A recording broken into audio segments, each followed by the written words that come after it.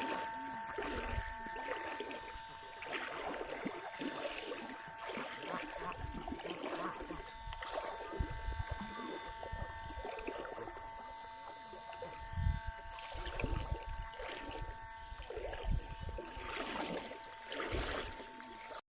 บายดีทุกคน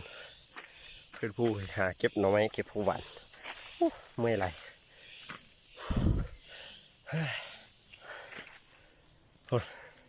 ทางขึ้นขึ้นภู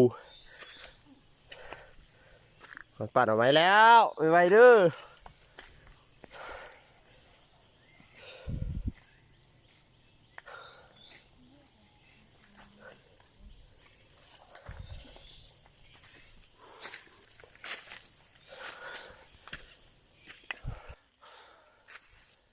โอ้เมื่อยไร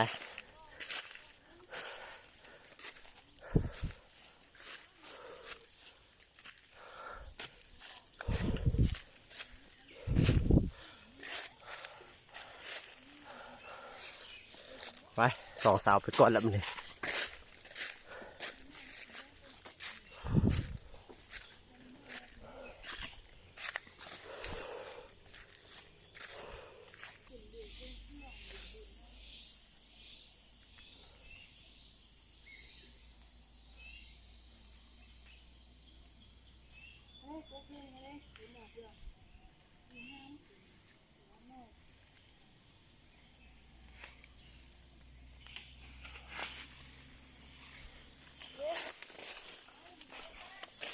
โอ้นะอีมาเบิ่งโคกไหลใช่คลิปสาวตุ๊กเก็บของหวานเอาฮะดึงวะดึงวิบุทึงถึงแล้วโอ้แต่งงาม